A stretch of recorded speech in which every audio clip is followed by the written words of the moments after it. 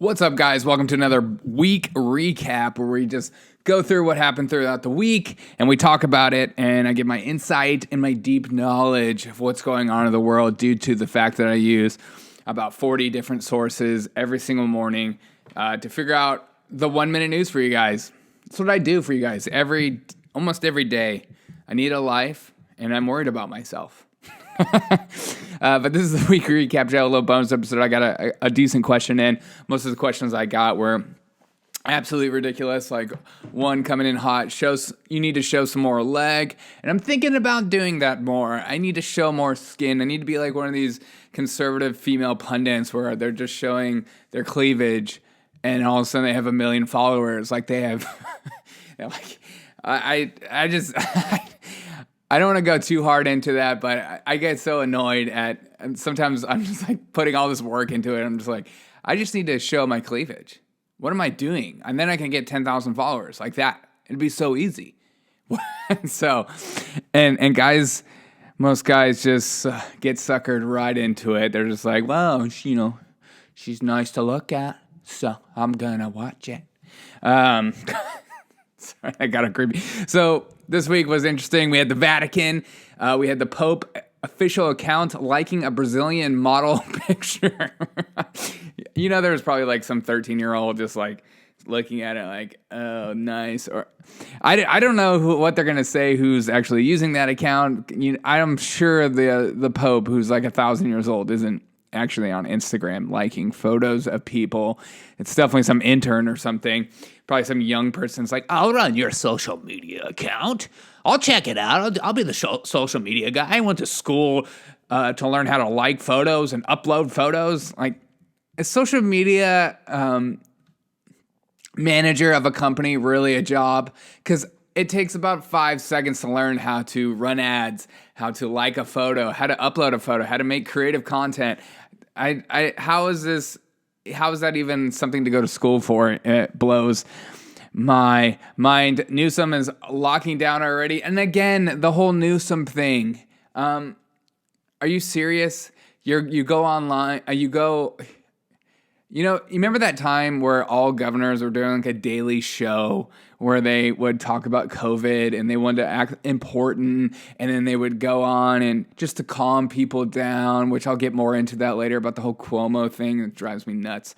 About how they're like trying to calm people down, and they like became like these talk show hosts almost, where you would just I would just look at them and just see the BS just come out of their mouths. And then Newsom, who's one of the biggest proponents of like these shows and talking about how serious COVID is, and it's very serious and people are dying everywhere. And then he just gets caught going to his little secret party and everyone is close quarters. And I've heard people say, I just assume that all of them have been tested before they met.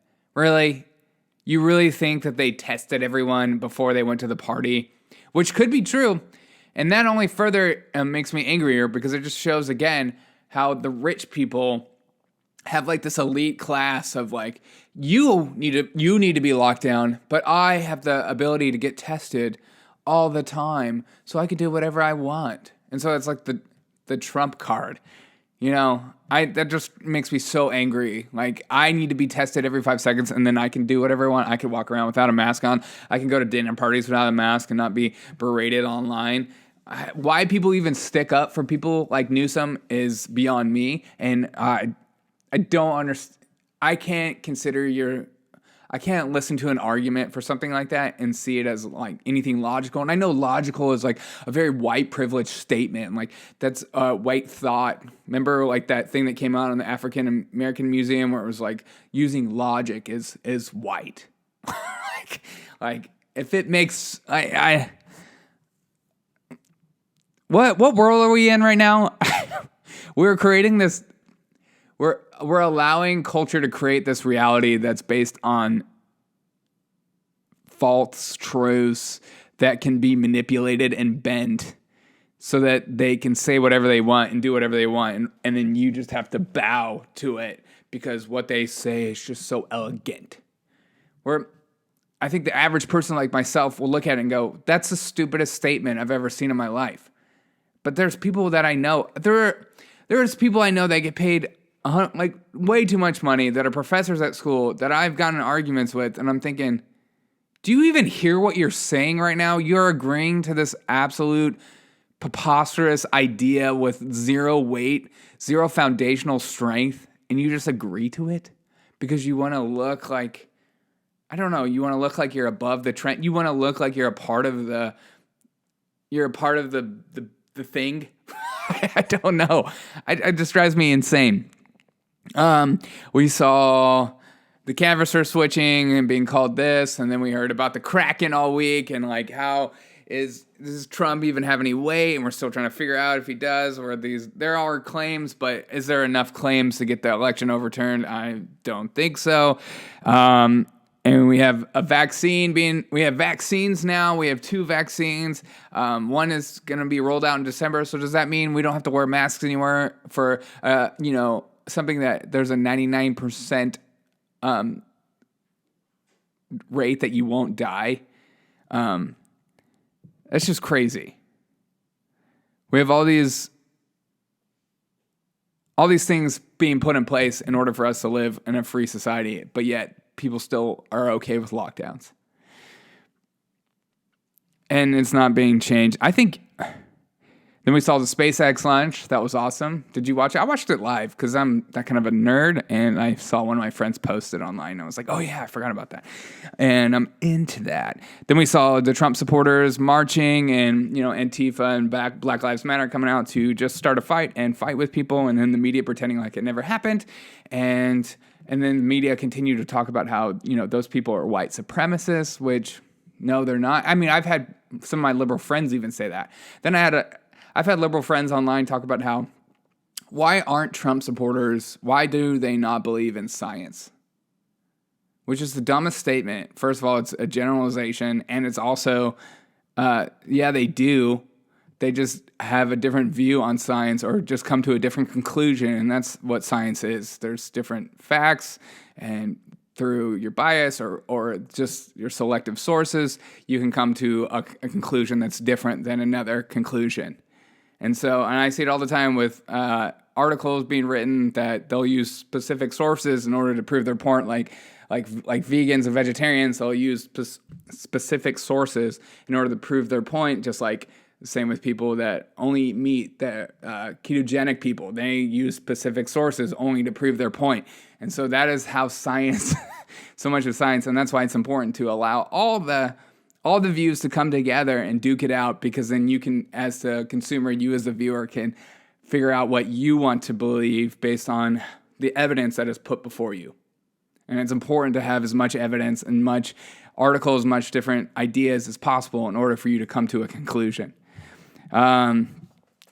Yesterday we saw how Kayleigh McEnany wouldn't call on a CNN reporter and call her an activist, which is 100% true.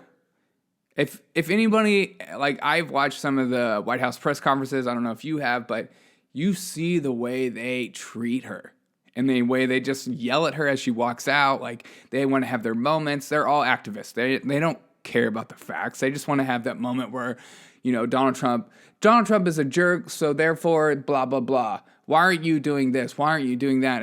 And we'll see how that switches with Joe Biden as president. And this is my big gripe this week, is Andrew Cuomo wins International Emmy for COVID-19 press briefings. And this just further proves my point, or proves my idea that most of these politicians are just actors. They don't necessarily believe what they have to say. They want to do whatever it takes to be in power and want to have social influence. And the fact that the Emmys are giving an award for his television shows. The governor's 111, and this is what they said, the governor's 111 daily briefings work so well because he effectively created television shows with characters, plot lines, and stories, exactly, of success and failure. So they're praising him of his daily briefings, which is basically a daily show. And, it's basically like The New View with Andrew Cuomo, and sometimes at night having his brother online, who's also just an actor. If you're a liberal, if you're a Democrat, you are part of the system.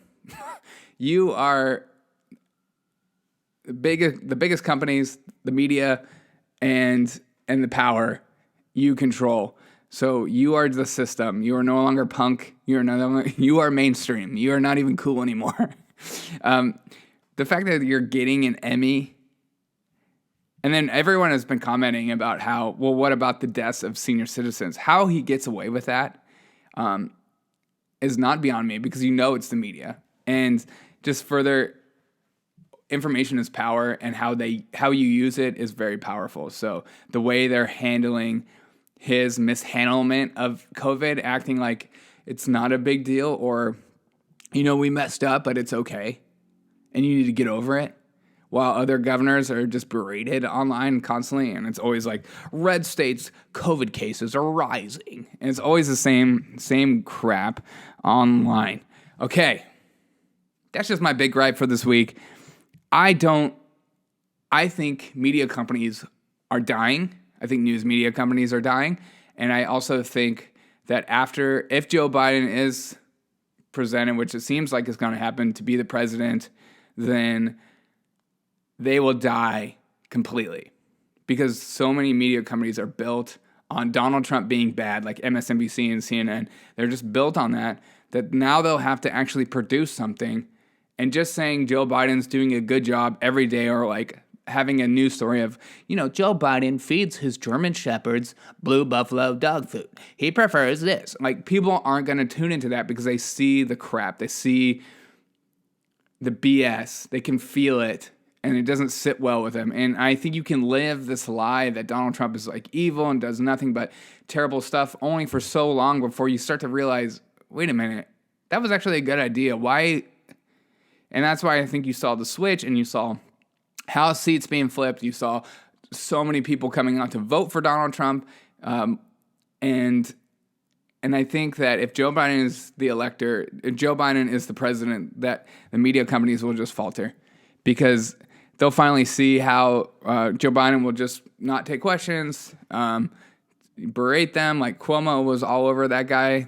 Was it a guy or a girl this week? Tell them to relax and stuff like that.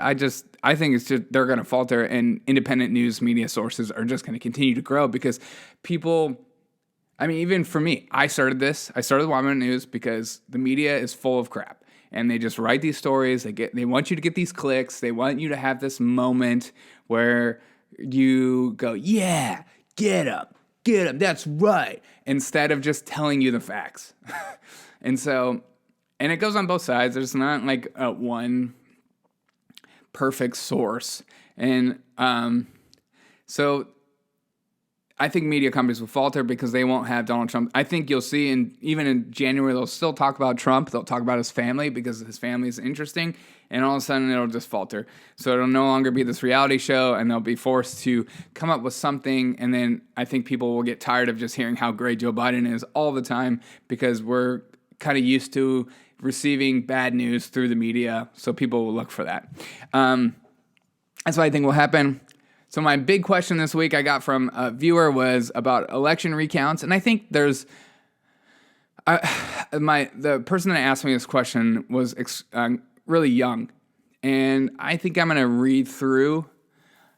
He basically said, "So tell me about election recounts. I'm kind of confused," and I think there's a deeper meaning behind this question, because I've watched how, because I read the news sources every morning. I wake up, I go through them all, liberal, conservative, whatever, and I try to find the facts, because there's always facts at the bottom of the article, never at the top, never at the title. So I go through all the facts, but I think there's a deeper meaning of he is confused why there's a recount, because so many media sources made it seem like a recount is like this preposterous idea and has never been done before, and it's just further feeding this narrative that Donald Trump isn't going to leave office no matter what. And so what I want to tell this kid is that election recounts are totally normal, and they're done when an election, and I'm pretty young too, so I don't have like a ton of elections under my belt. And I wouldn't say I'm like incredibly young. I'm 35 years old, but I've only voted so many times. And I've only seen election recount with Al Gore and Bush, and that was not even that close. And Donald Trump is, I think, he has like the biggest margin gain from a recount ever. So again, I win. Fantastic. I have done so much for the recount community. But so election recount is done when an election is close.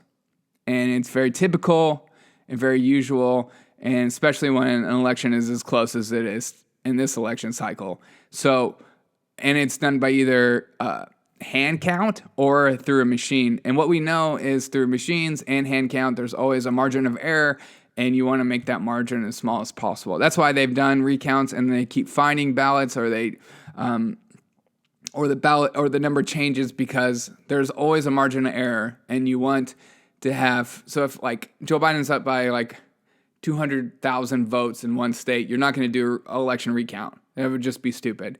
But if Joe Biden's up by like 1,000 or 5,000, 10,000, that is such a small margin in the vast millions of people that voted that it's worth a recount. So that's why you do a recount. And I'm sorry that those that are watching video, my video just cut out, but I'm going to continue to talk. So it's totally normal. It's not abnormal. And going about this is through litigation, lawyers, and stuff like that. So I'm not a lawyer, so I'm not the best person to use as a source for this, nor do I have the time to really dive deep into it. But an election recount is totally normal, and it's done by either hand recount or an electronic machine. Some states make you pay for it. Some states pay for it themselves because they see it as, you know, we screwed up, so we need to fix that. And because you got to pay people to work these positions. It's not done for free. Nothing in life is free. So that's kind of what's going on. That was my biggest question this week, besides the people telling me I need to show my skin. And I just want to give a big shout out to those people that have called me Eric 2.0. I think that's hilarious.